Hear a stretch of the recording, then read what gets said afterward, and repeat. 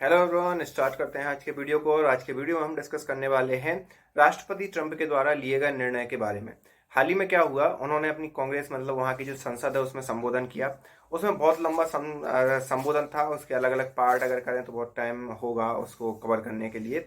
लेकिन जो मुख्यतः जो भारत के पक्ष में बात कही या विपक्ष में बात कही वो ये थी कि टैरिफ लगाना।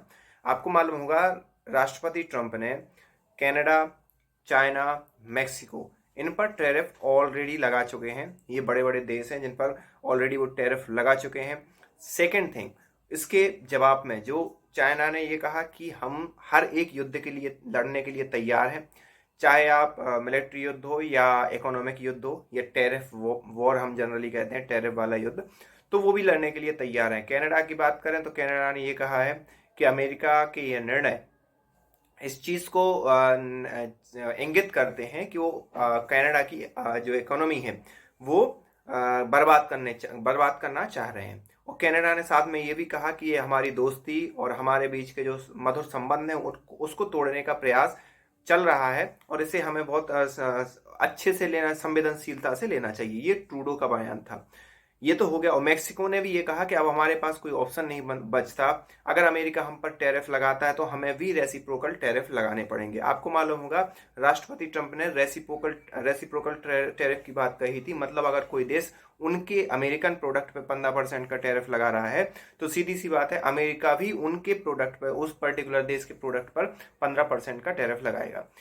दूसरी बात एक और महत्वपूर्ण गौर करने वाली है इंडिया के बारे में, जिसमें उस अभिभाषण में राष्ट्रपति ट्रंप ने ये कहा कि जो इंडिया है उस पर भी हम लोग इंडिया मतलब इंक्लूड किया इंडिया के साथ अलग अलग देशों को, कि ये देश बहुत ज्यादा टैरिफ लगा रहे हैं अमेरिकन प्रोडक्ट पे ऊपर, और इनके ऊपर भी हम रेसिप्रोकल टैरिफ लगाएंगे। साथ ही साथ ये भी कहा कि इंडिया जो है वो 100% से ज्यादा भी टैरिफ लगा रहा है। तो वो 100% से ज्यादा एक्चुअली टैरिफ नहीं लगा रहा है। उसमें है क्या कि कभी कभी कुछ कुछ जैसे विकासशील देश हैं तो उनके लिए अमेरिका कुछ कंसेशन देता है, या वहां की कुछ नीतियां जो ऐसी हैं वो कंसेशन देती हैं। उसके तहत अगर आप एक टैरिफ पूरा मिला के देखो तो कभी कभी 100% और कुछ थोड़ा बहुत आगे पीछे भी हो जाता है। तो उनका अब ये कहना है कि उस सब चीज़ों को, उन सभी जो व्यवस्थाएं, उन सभी जो सुविधाएं अमेरिका के अंदर उन कंपनियों को मिल रही हैं, उन सब चीज़ों को मिला के हम टैरिफ लगाएंगे और वो भी रेसिप्रोकल टैरिफ लगाया जाएगा। इस चीज़ को लेकर कंसर्न था भारतीय गवर्नमेंट के अंदर। तो भारत की गवर्नमेंट ने बात की अमेरिका से, लेकिन वो बात ज़्यादा कुछ बनी नहीं, बल्कि अमेरिका उल्टा ये कह रहा है कि अमेरिका के जितने भी प्रोडक्ट हैं उनको 0% टैरिफ पे लगाया जाए।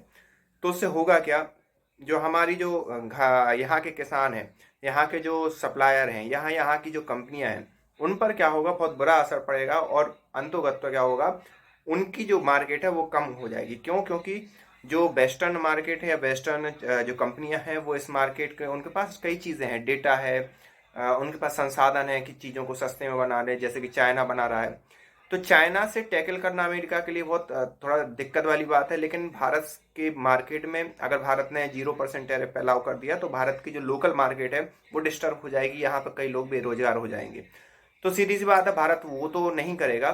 फिर भी देखें क्या होता है। लेकिन एक बात तो साफ है, अमेरिका के इस निर्णय से अमेरिका एक इस प्रकार के वर्ल्ड का निर्माण कर रहा है कि जो इंटरडिपेंडेंट ज्यादा नहीं रहेगा एक दूसरे के ऊपर। मतलब एक पहले जैसे गुट बनता था 1945, मतलब द्वितीय विश्व युद्ध के बाद कई लोगों ने गुट बना लिया, पूरा वेस्टर्न अलायंस एक साथ हुआ करता था, यूरोप और यूएसए एक ही लहजे में और एक ही उनकी चाहे मीडिया हो या हर चीज़ हो, एक ही उसमें सुर में बात करते थे।